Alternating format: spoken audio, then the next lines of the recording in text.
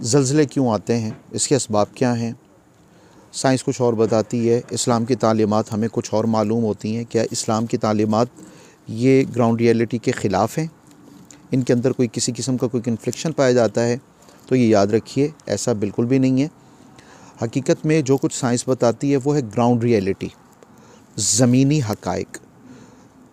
تمام تر زمینی حقائق کو آپ کے سامنے بیان کر دیا جائے کہ زمین مختلف لیئرز کے اوپر مشتمل ہے اور اس کی مختلف تہیں کرۂ ارضی میں گرمائش کی وجہ سے جب ایندھن بناتی ہیں اور اس ایندھن سے ان کے اندر آپس میں ٹریمبلنگ ہوتی ہے، ٹکراؤ پیدا ہوتا ہے، تو اس ٹکراؤ کی وجہ سے زمین کے اندر ایک ارتعاش پیدا ہوتا ہے، اس سے زلزلے آتے ہیں۔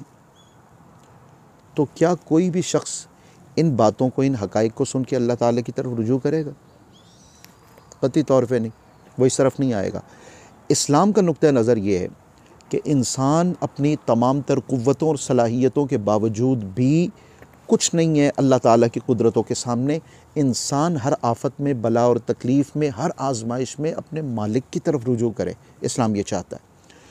اس نے یہ نہیں بتایا کہ یہ زمین کی مختلف تہوں کا، مختلف پلیٹس کا آپس میں ٹکراؤ ہے۔ وہ یہ بتاتا ہے کہ جب تمہارے گناہ زیادہ ہو جاتے ہیں، جب تم اللہ کی نافرمانی زیادہ کرتے ہو، اس وجہ سے اللہ تعالیٰ کی طرف سے آفتیں آتی ہیں۔ نبی اکرم صلی اللہ علیہ وسلم کی احادیث مبارکہ کا جو ذخیرہ ہے آپ اس کا مطالعہ کیجئے، اس کے اندر جا بجا خصوصی طور پہ اشراط ساعت جو قیامت کی علامات ہیں، اس کے اندر آپ صلی اللہ علیہ وسلم نے کثرت سے یہ بیان فرمایا، جب شرابیں بہت زیادہ پی جائیں گی، اللہ کی نافرمانیاں بہت زیادہ ہوں گی، والدین کی نافرمانیاں ہوں گی، مسجدوں کے اندر لوگ اپنی آوازیں بہت زیادہ بلند کریں گے، گانے کے انسٹرومنٹس بہت زیادہ ہو جائیں گے، گانے والیاں بہت زیادہ ہو جائیں گی، تو اس وقت قذف ہوگا، خسف ہوگا، زمین کے اندر دھنس جانا ہوگا، آسمان سے چیزوں کا برساؤ ہوگا۔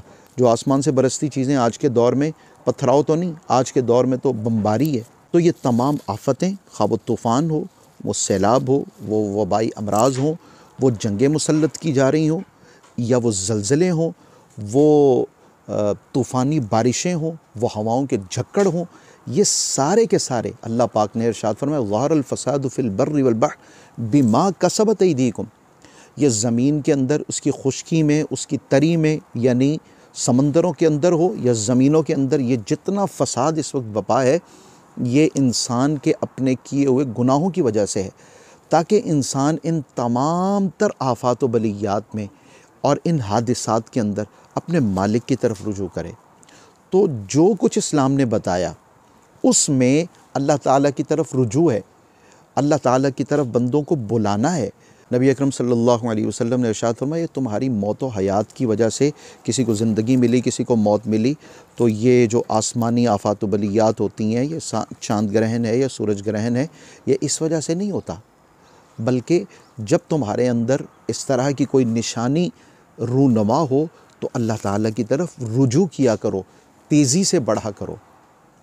آپ صلی اللہ علیہ وسلم نے ان تعلیمات کے اندر اللہ کے بندوں کا اللہ سے رابطہ جوڑنا اور اپنی اصل کی طرف لوٹنا ارشاد فرمایا ہے۔